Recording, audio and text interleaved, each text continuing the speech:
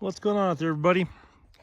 Little review of the, I guess, first impressions of the CF Moto UForce 1000 XL. So this is a 2000, I think 23. I don't even recall. Anyway, it was used about 1,200 miles on it. Original, still had extended warranty. Bought this recently from a dealership locally here in like southern or central southern Arizona area. Been watching these for a while, been wanting to pick one up. Don't have a whole lot of statistic information on this. I'd had some side-by-sides in the past, more like the sports style, off-road, fun kind of, you know, knuckle breaking, hauling ass type style, but I've been wanting a UTV style, utility style UTV for a while now, something that can be more useful for hauling stuff around, getting out of the property, not beating up my truck, and still have some, you know, capabilities to get on the highway and things like that. Out in Arizona, they're plated street legal. So anyway, this is my first impression. So far so good. This is the CF Moto UForce 1000 XL.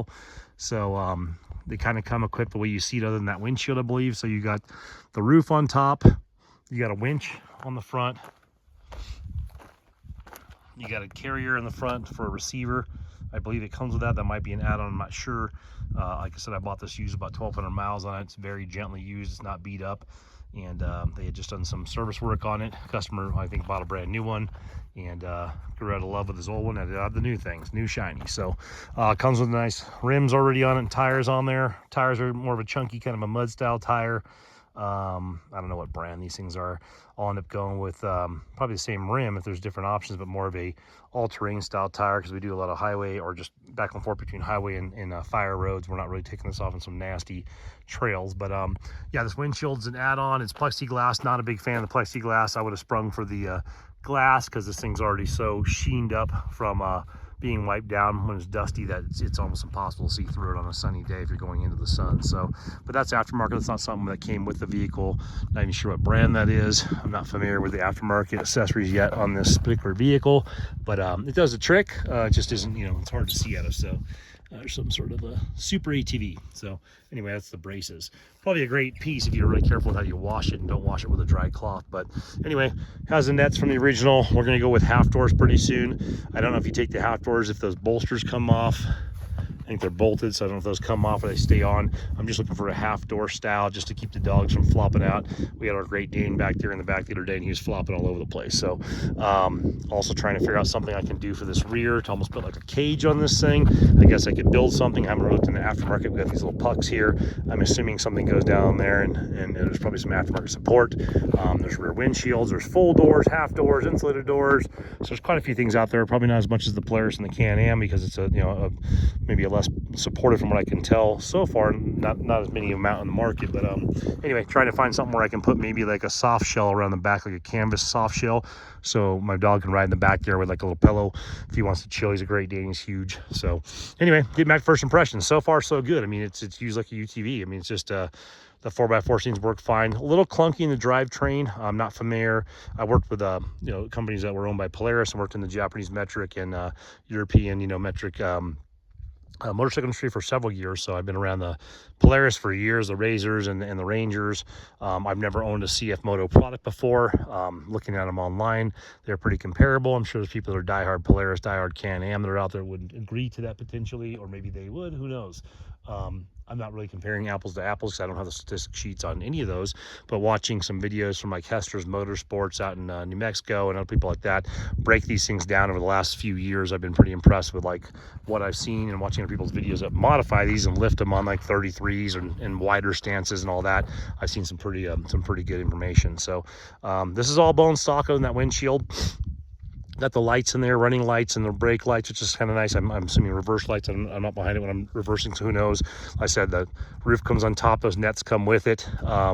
Seat belt's annoying, like any other seat belt. Has a little catch on there so you can't even move or breathe.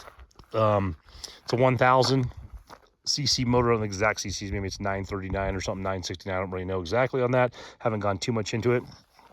I do know you don't want to put your hand right there. It tells you it's hot.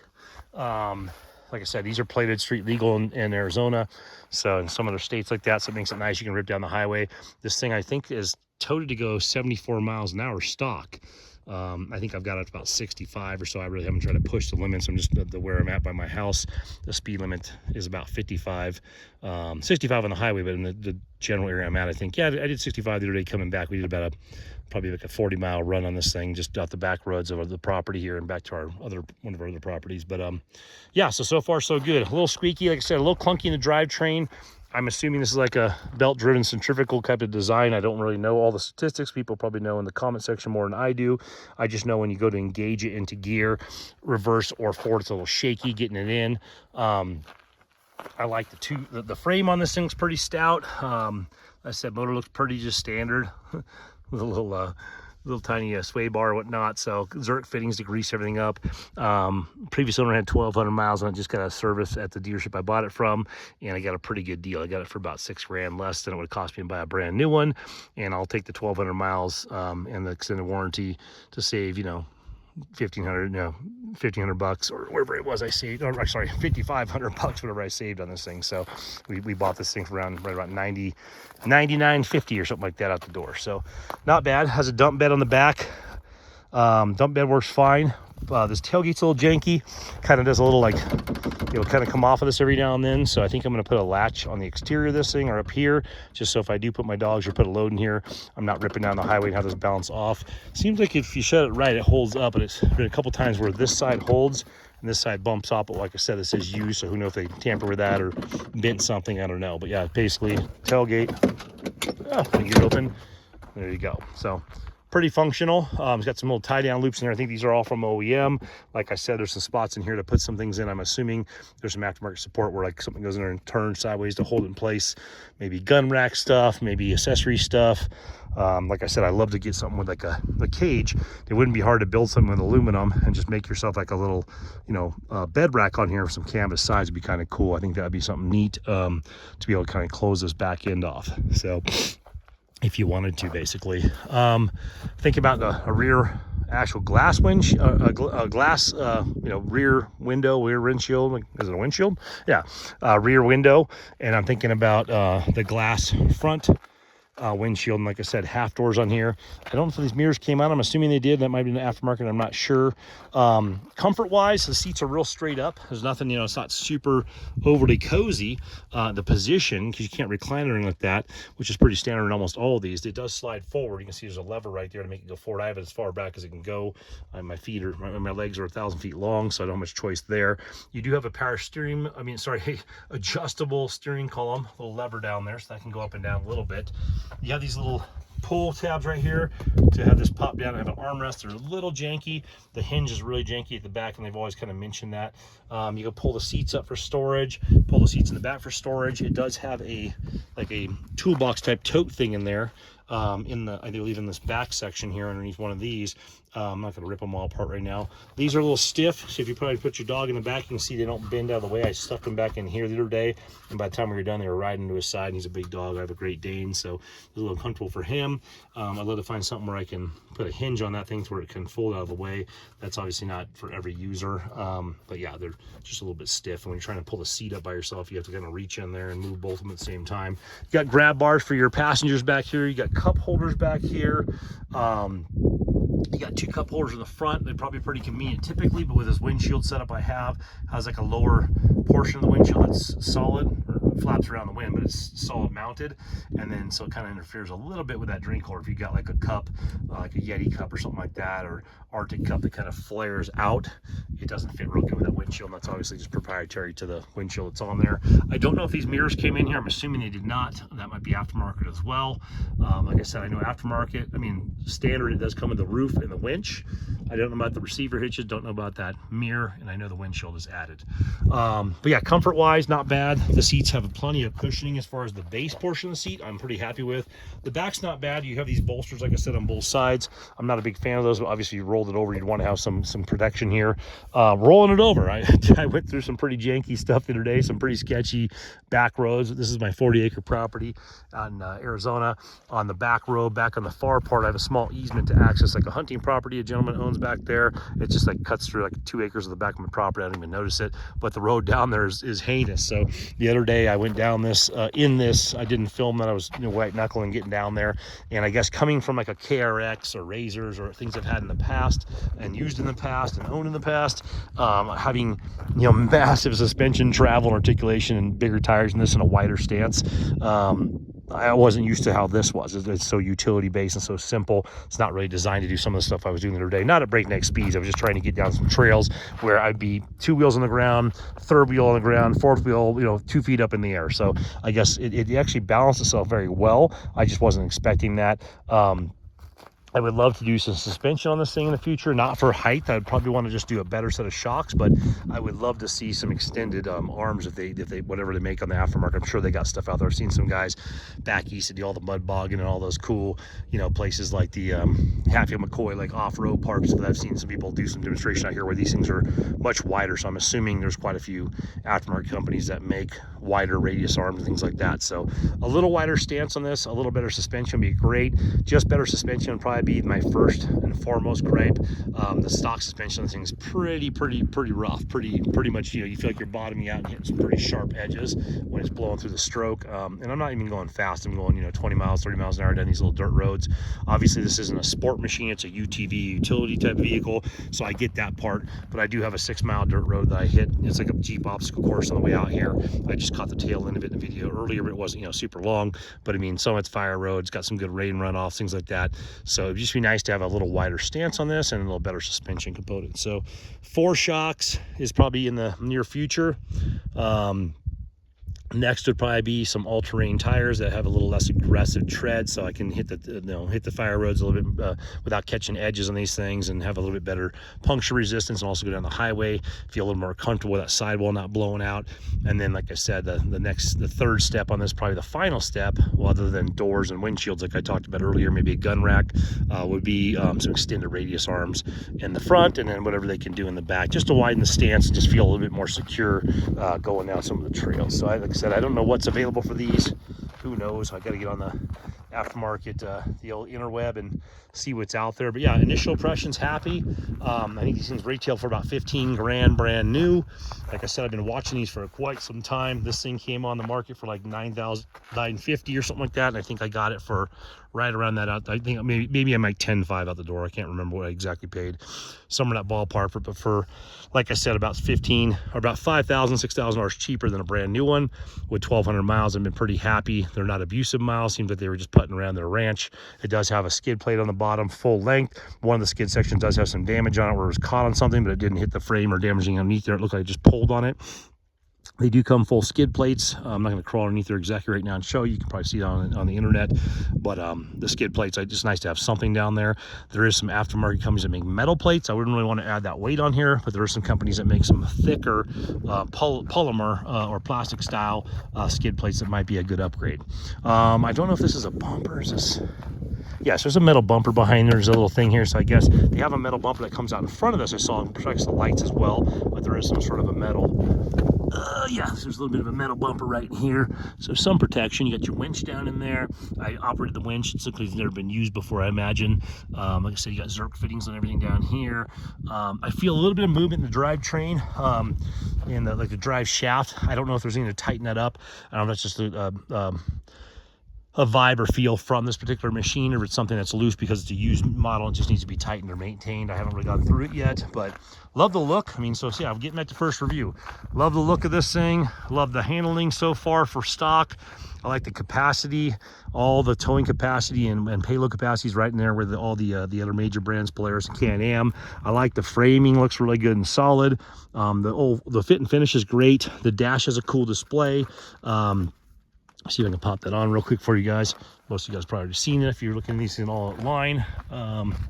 These nets aren't great, but it's nice to have them back there, except for the dogs, or if you got kids, keep their hands in there. Oh, I can give it undone. But yeah, the display's nice. It's got a nice electronic look. Doesn't look cheap. Doesn't feel cheap. You jump in here. That's your display model. So I don't know what year they started doing that, or what the new ones look like. Engine check light. No, this is not on. So yeah, you got your display on there. You got your normal drive, your four-wheel. Looks like that's a four-wheel lock. So I guess normal four-wheel lock. I'm not sure. I don't know what that is. Hazards, some sort of light. So you got your headlights on here. High and low beams are pretty bright for a stock light. I was pretty happy with them. No issues there. You have normal mode and work mode over here, and I guess normal is fast and work is less fast. I'm not really sure. I would have it on. Anyway, I'll have to try that on the way back. Haven't really messed with that much. But you got ports in here to charge things. I think you got another port here. You got ports in the back. You might even have a port inside here. These are all kind of a suction style, clamp right there. That's how the seats are as well. I thought there was another one here, but maybe not. So anyway, cup holders over there, cup holders in front, a little bit of a dash right there. The only thing I'd probably gripe about storage would be nice if these had a little lip on them. They may have some aftermarket support for that. So where you got this little flat area, I'm not really sure what you'd put in there, but if it had a little lip or like a little netting across here, it'd probably be a good idea to keep things in. The floor's nice and stout. It's got a good grip to it.